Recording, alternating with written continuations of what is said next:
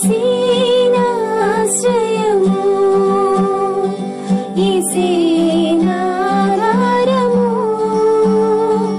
ఈసేనాశ్రయము ఈసేనాధారము నా కోట నీవే నా దుర్గము నీవే నా కాపరి నీవే నా కోట నీవే నా దుర్గము నీవే నా కాపరి నీవే ఈసేనాశ్రయము ఈసేనాశ్రయము ఈసేనాధారము. హల్లెలూయా. యేసే మనకు ఆశ్రయం అనే టీవీ కార్యక్రమాన్ని వీక్షిస్తున్న మీ అందరికీ నజరేయుడైన యేసుక్రీస్తు నామమున శుభములు. ఎలా ఉన్నారండి? దేవుడు తన రెక్కల చాటును మనల్ని భద్రపరిచి మరొక వారాన్ని మనకు అనుగ్రహించిన దేవాది దేవునికి సమస్తమైన మహిమ ఘనత ప్రభావాలు కలుగునుగాక. ఈ యొక్క వారం కూడా ఆ గొప్ప దేవాది దేవుడు మనతో మాట్లాడాలని ఆశ కలిగి ఉన్నారండి. ముందుగా మన యొక్క హృదయాలను సిద్ధపరచుకుందాం, ప్రార్థన చేసుకుందాం. సర్వోన్నతుడా, సర్వాధికారి, సర్వశక్తిమంతుడా, నీ గొప్ప కృప కాపుదల భద్రత తోడుగా ఉంచి తండ్రి నీ నామాన్ని ఘనపరచుకొని దేవా సజీవుల లెక్కలో మమ్మల్ని ఉంచిన సర్వశక్తిమంతుడా నీకు వందనాలు ప్రభా. నిలబెడుతున్న విధానాన్ని బట్టి వందనాలు. సర్వాధికారి, ఎవరైతే ఈ యొక్క కార్యక్రమాన్ని చూస్తున్నారో నీ బిడ్డలైన వారందరూ నీ సన్నిధిని అనుభవించాలి దేవా. నీ కృపతో నింపబడాలయ్యా. నీకు కోట్లాది కృతజ్ఞతలు. నీ నామాన్ని ఘనపరచబడాలి తండ్రి. నీకు వందనాలు. ప్రతిదీ నీ యొక్క అధికారంలోనికి తీసుకోనండి. నువ్వే తోడేయండి, నడిపించండి, నీ గొప్ప కార్యం జరిగించండి. నీ సన్నిధి అనుభవించి మేము ప్రభా ఈ వాక్యం ద్వారా సరిచేసుకునే మార్గాన్ని, అటువంటి హృదయాన్ని మా అందరికీ దయచేసి నీ నామాన్ని ఘనపరచుకొనగలరని నజరేయుడైన యేసుక్రీస్తు నామమున అడిగి వేడుకొంచున్నాము తండ్రి. Amen, amen, amen. ఈ వారం మన యొక్క వాక్య ప్రసంగ అంశంగా సామెతలు 25వ అధ్యాయము 28వ వచనం.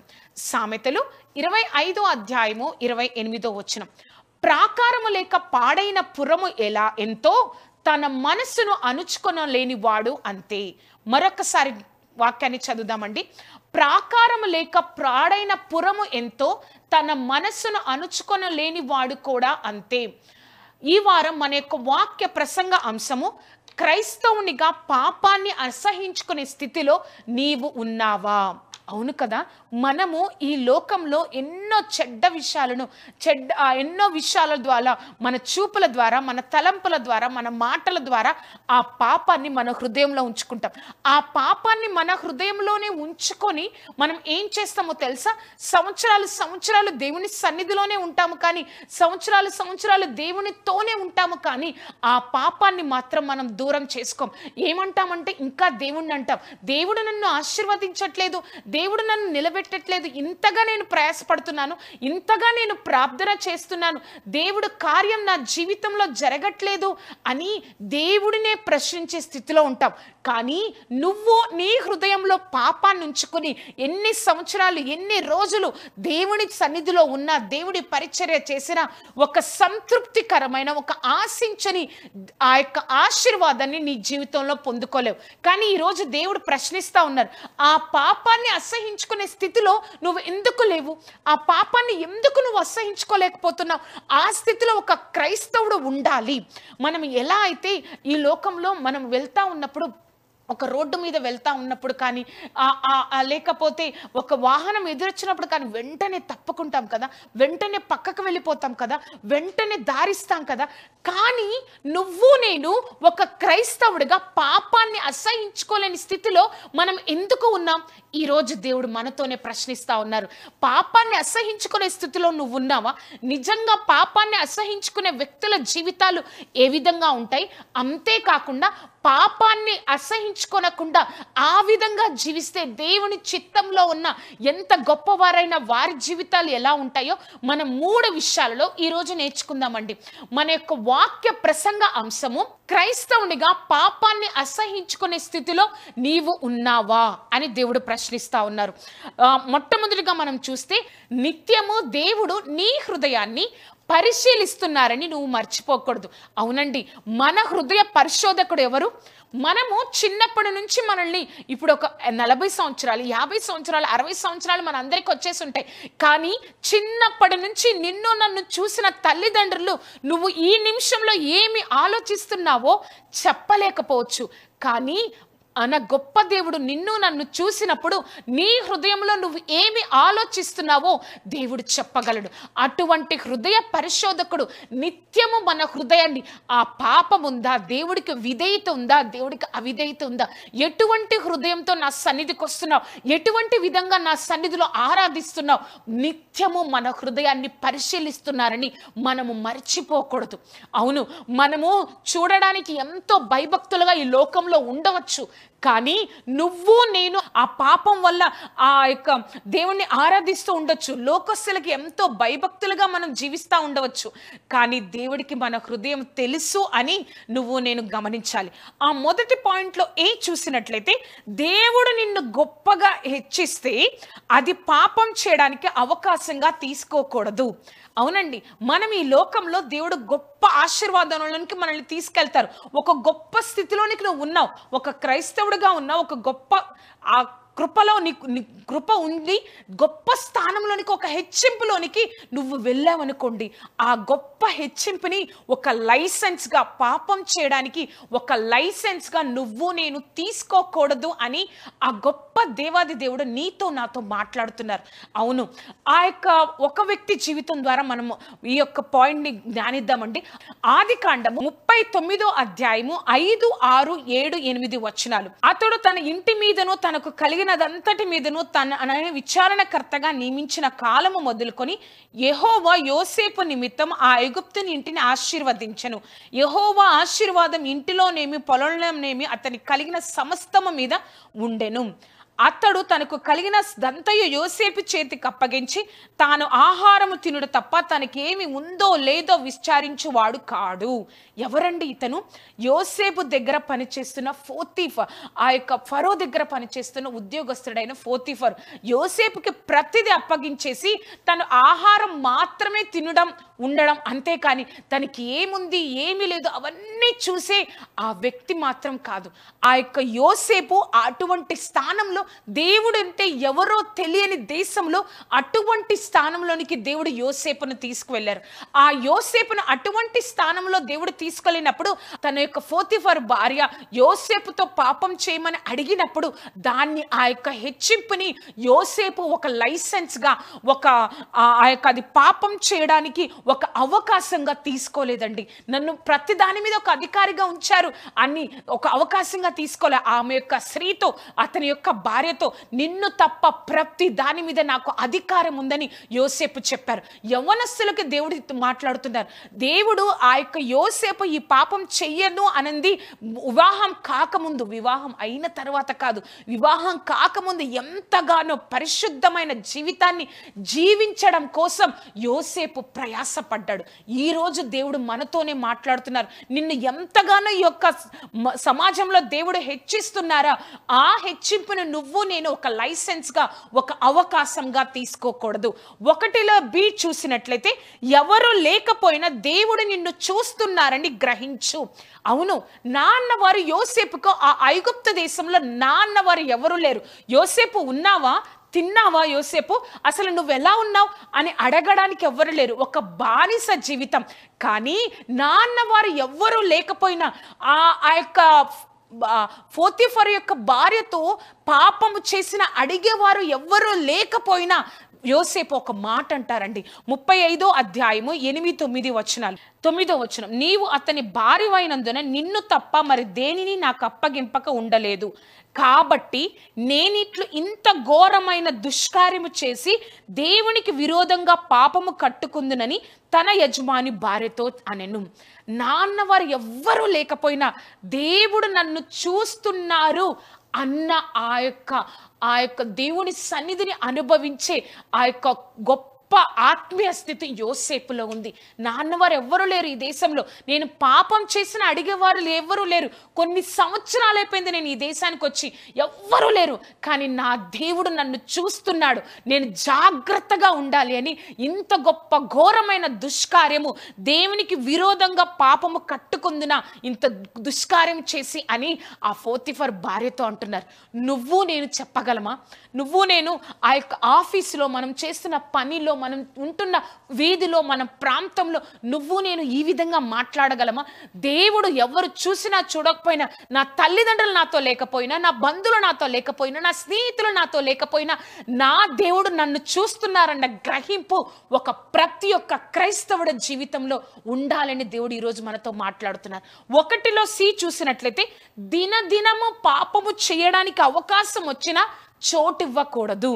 ఆ యొక్క పోతిఫర్ భార్య ఒక్కరోజు అడిగి వదిలేలేదండి, దినదినము అడుగుతా ఉందంట నాతో పాపం చేయమని. 39వ అధ్యాయము 10వ వచనం, దినదినము ఆమె యోసేపుతో మాట్లాడుచుండెను, కానీ అతడు ఆమెతో శయనించుటకైనను ఆమెతో నుండుటకైనను ఆమె మాట విన్నవాడు కాదు.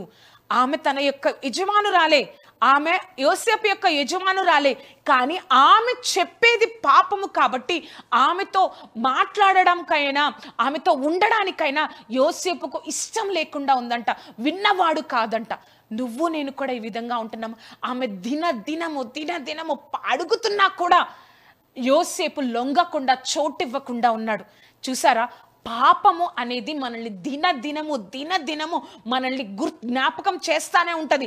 మన పాప స్వభావంతో ఉన్నాము కాబట్టి, మన పాపపు జీవితంలో ఉన్నామప్పుడు ఆ యొక్క పాపపు స్వభావం, నువ్వు ఒక్కరోజు డెసిషన్ తీసుకుంటావేమో, ఏసయ్యా నేను దీని నుంచి విడుదల పొందాలని, కానీ మరలా ఆ పాపము చేయాలన్న జ్ఞాపకం వచ్చినప్పుడు నువ్వు జ్ఞాపకం చేసుకోవాలి, దేవుడి సన్నిధి, దేవుడు నాతో ఉన్నారు కదా, నా పక్క నుండి దేవుడు నడిపిస్తున్నారు కదా, దేవుడి సన్నిధి నాతో ఉంది కదా, నేనెందుకు ఈ విధంగా జీవించాలి, నేను పాపం చేయకూడదు అని నువ్వు ఎప్పుడైతే దేవుని శక్తితో, ఆత్మతో నింపబడి ఆ పాపాన్ని చోటివ్వకుండా ఉంటావో దేవుడు నిన్ను వదిలిపెట్టారు. యోసేపును చూడండి, నాన్నవారు ఎవరూ లేరు, ఆ పాపం చేయమని దినదినము ఆ యొక్క రాజు యొక్క భార్య అడుగుతూ ఉన్నా కూడా ఆ పాపానికి చోటివ్వలేదు, దేవుడు అతన్ని వదిలిపెట్టలేదు. మనము కూడా ఈ లోకంలో, ఇది యవ్వనస్తులకు మాత్రమే కాదండి, పాపము అనేది ఈ లోకంలో ఈ యొక్క కాలంలో ఎలా అయిపోయిందంటే, ఒక 10 సంవత్సరాల ఒక పాప నుంచి ఒక 70-80 చనిపోయే వరకు, ముసలోళ్ళ వరకు ప్రతి ఒక్కరు పాప తలంపులోనే జీవిస్తున్నారు. ప్రతి ఒక్కరు పాపపు దృష్టిలోనే ఇంకొక వేరే వారిని చూస్తున్నారు. మనందరితో దేవుడు ఈరోజు మనతో మాట్లాడుతున్నారు. చివరిగా 1వ పాయింట్లో డి చూసినట్లయితే, దేవుడు నిన్ను దృష్టిస్తున్నారని మరిచిపోకూడదు. దేవుడు నన్ను చూస్తున్నారు. ఎలా చూస్తున్నారో తెలుసా? యెషయా 66వ అధ్యాయము 2వ వచనం, ఎవడు దీనుడై నలిగిన హృదయము గలవాడై నా మాట విని వణుకుచుండునో వానినే నేను దృష్టించుచున్నాను. ఎవరిని దృష్టిస్తున్నారో తెలుసా? నిత్యము దేవుడు నన్ను చూస్తున్నారు.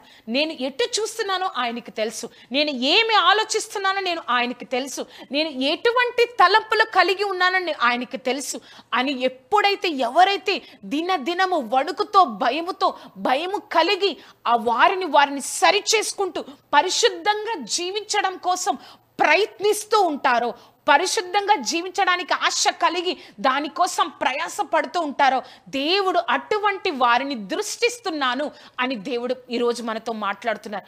చూశారు కదా అండి, యోసేపు జీవితం ద్వారా దేవుడు నీతో నాతో యోసేపు జీవితం గురించి చెప్పిన తర్వాత ఒక ప్రశ్న వేస్తున్నారు. ఇటువంటి పాపాన్ని అసహించుకునే ఆత్మీయ స్థితి నీకు ఉందా అని దేవుడు మనల్ని ప్రశ్నిస్తే మనం ఏం చెప్పగలమండి? అక్కడ నాన్నవారు ఎవరూ లేకపోయినా యోసేపుకు దినదినము ఆ యొక్క పోతిఫర్ భార్య పాపం చేయమని అడిగినా కూడా చోటివ్వకుండా నిలబడ్డాడు. కాబట్టి దేవుని దృష్టి యోసేపు మీద ఉంది. కాబట్టి దేవుడు అంత గొప్పగా యోసేపుని అక్కడ ప్రధాని మంత్రిగా చేశారు. సమస్తమైన దేశాలు యోసేపు ఆ యొక్క కరువులో యోసేపు వైపు చూశాయి అంటే ఎంత గొప్పగా దేవుడు నిలబెట్టారు. ఆ గొప్పతనాన్ని ముందు ఆయన యొక్క పరిశుద్ధ జీవితాన్ని దేవుడు గమనించారు. నువ్వు కూడా ఈ లోకంలో పరిశుద్ధంగా జీవిస్తూ ఉన్నావా? లోకం ఎలా ఉన్నా కూడా నేను జాగ్రత్తగా ఉండాలి, దేవుడు నన్ను చూస్తున్నారని నువ్వు ఎప్పుడైతే పరిశుద్ధంగా జీవిస్తావో దేవుడు నిన్ను విడిచిపెట్టరు. నా అన్నవారు దేవుడంటే ఎవరో తెలియని దేశంలో 80 సంవత్సరాలు యోసేపు ప్రధానమంత్రిగా ఉన్నారంటే అది కేవలం తన యొక్క పరిశుద్ధమైన జీవితం ద్వారా దేవుడు ఇచ్చిన దానం అండి. అది ఆ యొక్క ఆశీర్వాదం అనేది దేవుడు అటువంటి గొప్ప ఆశీర్వాదంలోనికి మనల్ని కూడా పంపించాలనుకుంటున్నారు. ఎక్కడికెళ్ళినా యోసేపు పోతిఫర్ ఇంట్లో ఉన్నా, జైల్లోకి వెళ్ళినా, ఎక్కడికెళ్ళినా తనకి హెచ్చింపు కలిగింది.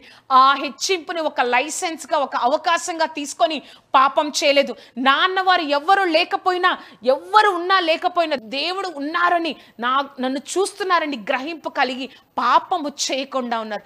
ఇటువంటి ఆత్మీయ స్థితి మనందరికీ ఉండాలి. మన యొక్క వాక్య ప్రసంగ అంశము క్రైస్తవునిగా పాపాన్ని అసహించుకునే ఆత్మీయ స్థితి నీలో ఉందా? క్రైస్తవునిగా పాపాన్ని అసహించుకునే ఆత్మీయ స్థితి నీలో ఉందా? యోసేపు జీవితం ద్వారా మనం చూద్దాం. ఇప్పుడు ఇంకొక వ్యక్తి జీవితం ద్వారా మనం చూద్దాం. పాపానికి మనం లోబడితే దేవుడి చిత్తాన్ని మనం నెరవేర్చలేము. అవునండి, మనము దేవుడికి లోబడితే పరిపూర్ణంగా దేవుడి చిత్తాన్ని నెరవేర్చవచ్చేమో, కానీ మనం నేను పాపానికి ఎప్పుడైతే లోబడిపోతామో దేవుడి చిత్తాన్ని నెరవేర్చాలి, అసలు నేను దేవుడి చిత్తంలో ఉన్నాను అన్న ఆలోచన మనకి రాదండి. అన్న తలంపులే మనలో నుంచి పోతాయి. ఎందుకంటే పూర్తిగా నీ జీవితాన్ని నువ్వేం చేసావో తెలుసా? దేవుడికి ఇచ్చేసావు. ఒక విషయాన్ని చెప్తానండి, మనము పాపంలో ఉండడం అంటే ఏంటో తెలుసా? మనము పాపం చేయడం అంటే ఒక క్రైస్తవుడిగా దేవుడు చేసిన ఆ సిలువ మరణ పునరుద్ధాన శక్తిని తాకట్టు పెట్టేయడం. ఎలా అంటే, ప్రభా నువ్వు నాకెంతగానో చేసావో అంతగా విలువైన దానిని ఈ పాపం కోసం నేను పక్కన పెట్టేస్తున్నా, తాకట్టు పెట్టేస్తున్నా. వద్దు, నాకు ఇదే ఇంపార్టెంట్, ఇదే ముఖ్యము, నాకు ఈ పాపమే ముఖ్యము అని నేను ఇండైరెక్ట్గా దేవుడికి చెప్పడం ఎంత భయంకరమైన విషయమో కదా. పాపానికి లోబడితే దేవుని చిత్తాన్ని నెరవేర్చలేం మనం ఈ లోకంలో. ఒక వ్యక్తి జీవితం ద్వారా 2లో ABCD చూద్దామండి. ఏ చూసినట్లయితే, గర్భంలో ఉన్నప్పుడే దేవుడు నీ జీవితంలో ప్రణాళికను కలిగి ఉన్నారని గ్రహించు.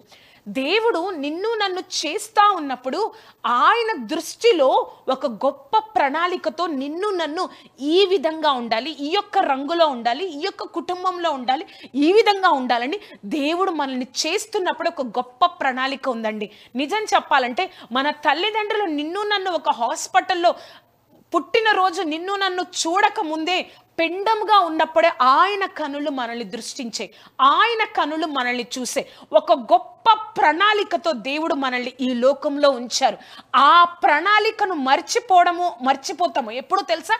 పాపానికి లోబడినప్పుడు.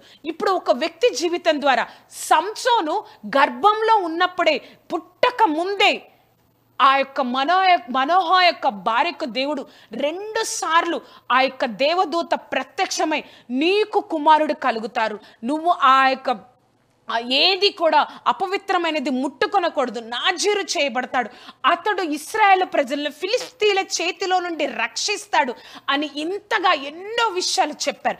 గర్భంలో ఉన్నప్పుడే, పుట్టక ముందే సంసోనుని దేవుడు ఎన్నుకొన్నారు. ఒక గొప్ప ప్రణాళికతో ఈ లోకానికి పంపించడం కోసం ఆరి యొక్క జీవితాన్ని సిద్ధపరుస్తున్నారు. నువ్వు నమ్ముతున్నావా? నువ్వు ఏదో ఈ లోకంలో ఒక యాక్సిడెంట్గా ఏదో పుట్టేశాం, అది కాదండి. ఒక గొప్ప ప్రణాళికతో దేవుడు ఈ లోకంలో నన్ను ఉంచారని నువ్వు ఎప్పుడు మర్చిపోకూడదు. మనం చూసినట్లయితే 2లో B చూసినట్లయితే, దేవుడి చిత్తం నీ జీవితంలో నెరవేరడం కోసం దేవుడు మీ తల్లిదండ్రులను వాడుకుంటారు. అవును కదా, దేవుడి చిత్తం మన జీవితంలో నెరవేరాలి. దేవుడి చిత్తం మనం తెలుసుకోవాలంటే ఎలాగా అంటే, నోవాహు కాలంలో లాగా నోవాహు ఓడని కట్టు అన్న మాటలు, అన్న గొంతు, అన్న శబ్దము మనకి వినబడదు. అటువంటి విధంగా దేవుడు ప్రత్యక్షంగా ఈ కాలంలో మాట్లాడకపోయినా ఆయన యొక్క ఆలోచనలను, ఆయన యొక్క తలంపులను మన తల్లిదండ్రుల్లో ఉంచుతారని నేను మర్చిపోకూడదు. ఒక దైవ భక్తి కలిగిన తల్లిదండ్రుల్లో ఈ యొక్క విధంగా వారిని పెంచడం కోసం, ఆ ప్రణాళికను నెరవేర్చడం కోసం దేవుడు తల్లిదండ్రులను వాడుకుంటారని నువ్వు మర్చిపోకూడదు. ఆ యొక్క సంసోనికి ఆ తల్లిదండ్రులు ఎంతగానో గర్భంలో ఉన్నప్పుడే ఆ యొక్క దేవదూతలు 2 సార్లు వచ్చి పవిత్రంగా ఉండాలి నీ బిడ్డ, అపవిత్రమైనది ఏది ముట్టుకోకూడదని చెప్పారు. కానీ సంసోను పెద్దవాడు అవుతూ ఉన్నప్పుడు ఎవరో ఫిలిస్తీన్ల యొక్క ఒక స్త్రీని చూసి ఆమెను నాకు వివాహం చేయండి మన యొక్క సంసోను చెప్తారు. అప్పుడు చెప్పినప్పుడు వాళ్ళ తల్లిదండ్రులు ఏమంటారో తెలుసా? న్యాయాధిపతులు 2:3 వచనాలు. అతడు తిరిగి వచ్చి తిమ్నాతులో ఫిలిస్తీన్ల కుమార్తెల్లో ఒకతను చూచి తిని మీరు ఆమెను నాకిచ్చి పెళ్లి చేయవలనని తన తల్లిదండ్రులతో అనగా అడిగేశాడు. మీరు నాకు ఆమెనిచ్చి పెళ్లి చేయాలి, ఫిలిస్తీన్లో ఒక అమ్మాయిని చూశాను, ఇచ్చి పెళ్లి చేయాలి. అప్పుడు వాళ్ళ తల్లిదండ్రుల యొక్క ఆన్సర్ ఏంటి అంటే, వారు నీ స్వజనుల కుమార్తెల్లో కానీ నీ జనులలో కానీ స్త్రీలు లేదనుకుని సున్నతి పొందని ఫిలిస్తీన్లలో నుండి కన్నెను తెచ్చుకొనుటకు వెళ్ళుచున్నావా అని అతన్ని అడిగిరి. అందుకు సంసోను ఆమె నాకు ఇష్టమైనది గనుక ఆమె నా కొరకు తెప్పించమని తన తండ్రితో చెప్పాను. ఇదేంటి, ఇక్కడ మన దేవుణ్ణి తెలుసుకున్న వాళ్ళు ఉంటే దేవుణ్ణి తెలుసుకున్న వాళ్ళ వైపు వెళ్తావేంటి? ఎంతగా హెచ్చరించినా మీరు ఆమెను నా కొరకు తీసుకురండి అని సంసోను చెప్పారు. అక్కడే వినుంటే సంసోను జీవితం వేరేలాగా ఉండేది. కానీ అక్కడ వినలేదండి సంసోను జీవితం. నిన్ను తల్లిదండ్రులు హెచ్చరిస్తున్నారా? దైవ భక్తి కలిగిన తల్లిదండ్రులు నిన్ను హెచ్చరిస్తా ఉన్నారా? ఈ విధంగా ఉండు, ఆ విధంగా ఉండు అని. కానీ నీ జీవితం మాత్రం సరిచేసుకోపోతే ఆయన దైవిక ప్రణాళికలో ఒక్కొక్క మెట్టును కిందకు వెళ్ళిపోతున్నావు అని జ్ఞాపకం చేసుకోవాలి. 2లో C చూసినట్లయితే, దేవుడి చిత్తంలో ఉన్న నీవు దేవుడి సహాయంతో నీ ప్రవర్తనను జాగ్రత్తగా కాపాడుకోవాలి. ఒక్కటి గుర్తుపెట్టుకోండి, నువ్వు దేవుని చిత్తంలో ఉన్నావని నీకు అర్థమవుతుంది. నువ్వు దేవుడి చిత్తంలో ఉన్నావు, నీకు నువ్వే జాగ్రత్తగా నీ ప్రవర్తనను సరిచేసుకోవాలి. సంసోను ఆ యొక్క ఫిలిస్తీన్ల చేతిలో అమ్మాయిని చూశాను, ఆ అమ్మాయి నాకు నచ్చింది, నేను పెళ్లి చేసుకోవాలని తల్లిదండ్రులను అడిగారు, అక్కడంతా గొడవ జరిగింది, అయిపోయింది. మరలా సరిచేసుకోవాలి కదా, నేను తప్పు చేశాను ఆ అమ్మాయి విషయంలో అని సరిచేసుకోకుండా 16వ అధ్యాయము 1వ వచనం మనం చూసినట్లయితే, తరువాత సంసోను గాజాకు వెళ్ళి వేశ్యనొకతను చూచి ఆమె యొద్ద చేరును. తర్వాత అంటే ఆ ఫిలిస్తీన్ల అమ్మాయిని చూసి ఆ చనిపోయిన తర్వాత వారందరినీ చంపేసిన తర్వాత మళ్ళీ ఇంకొక అమ్మాయి వైపు జాగ్రత్తగా ఉండాలి కదా. తన జీవితం దేవుడు గర్భంలో పడకముందే పుట్టకముందే ఒక ప్రణాళికతో నన్ను ఉంచారే, నేను బహు జాగ్రత్తగా నా జీవితాన్ని సరిచేసుకుంటా ఉండాలి అని సంసోనికి అర్థం కాకుండా ఇష్టం వచ్చినట్లుగా తను బ్రతికేశాడండి. ఒక అమ్మాయి తర్వాత ఒక అమ్మాయి, ఒక అమ్మాయి తర్వాత ఒక అమ్మాయి. చాలామంది ఈ యొక్క కాలంలో, ఈ యొక్క తరంలో అందరూ ఇలాగే ఉన్నారు. కుటుంబ జీవితాన్ని కొనసాగిస్తూ కూడా వేరే వారితో సంబంధం కలిగి ఉంటున్నారు. కుటుంబ జీవితాన్ని చేస్తూ కూడా వేరే వారితో సంబంధం కలిగి ఉంటున్నారు. ఏమంటారండి దీన్ని? నీకు దేవుడు ఒక కుటుంబాన్ని, ఒక భార్యను, ఒక భర్తను ఇచ్చారంటే జీవితాంతం వారితోనే కదా నువ్వు ఉండాలి. కానీ కుటుంబ జీవితాన్ని చేస్తూ కూడా చివరికి వేరే వాళ్ళతో ఉంటూ నీ యొక్క జీవితాన్ని నువ్వే నాశనం చేసుకుంటున్నావు. దేవుడు చిత్తంలో నుంచి నీ జీవితాన్ని నువ్వే పక్కకు తీసేసుకుంటున్నావు. 2లో D చూసినట్లయితే, దేవుడికి లోబడకపోతే ఎంత గొప్ప వారైనా చివరకు బలహీనులైపోతారు. సంసోను మహాబలిష్ఠుడు. మన బైబిల్ గ్రంథంలో గొప్ప బలవంతుడు ఎవరు అంటే సంసోను. కానీ దేవుడి చిత్తానికి లోబడకుండా ఇష్టం వచ్చినట్లు జీవించడం వల్ల చివరికి తన కళ్ళు తీసేశారండి. బలహీనుడైపోయాడు సంసోను. ఆ 16వ అధ్యాయము 20-21 వచనాలు మనం చూసినట్లయితే, అతన్ని పట్టుకుని అతని కళ్ళు ఊడదీసి గాజాకు అతన్ని తీసుకొని వచ్చి ఇత్తడి సంకెళ్ళ చేత అతన్ని బంధించిరి. అతడు బందీ గృహములో తిరగలి విసరు వాడాయను. ఆయన తిరగలి విసురుతా ఉన్నాడు. ఎంత బలవంతుడండి సంసోను, ఎంత మందిని చంపేశారు. కానీ ఆ చివరి నిమిషంలో దేవుడికి లోబడకపోవడం వల్ల బలహీనుడైపోయాడు. ఈ లోకంలో నువ్వు ఎంత గొప్ప వ్యక్తివైనా, ఎంత గొప్ప జాబ్ చేసినా, ఎంత గొప్పగా నీ గృహము, నీ ఆదాయము, నీ యొక్క పలుకుబడి ఉన్నా దేవుడికి లోబడలేదా, అవన్నీ దేవుడికి తీసేయడం. పిల్లలు గాలి మేడలు కొడితే చూడండి, పేపర్తో కట్టిన, ఇసుకతో కట్టిన, ఇలా అనగానే పడిపోతాయి చూడండి. ఆ విధంగా దేవుడు చేసేస్తారు. ప్రతి ఒక్క ఆ యొక్క అధికారాన్ని, ప్రతి ఒక్క ఆస్తిని, ప్రతి ఒక్క పేరుని దేవుడు ఆ విధంగా నిమిషంలో ప్రతిదీ పడేయగలడు. ఎప్పుడో తెలుసా?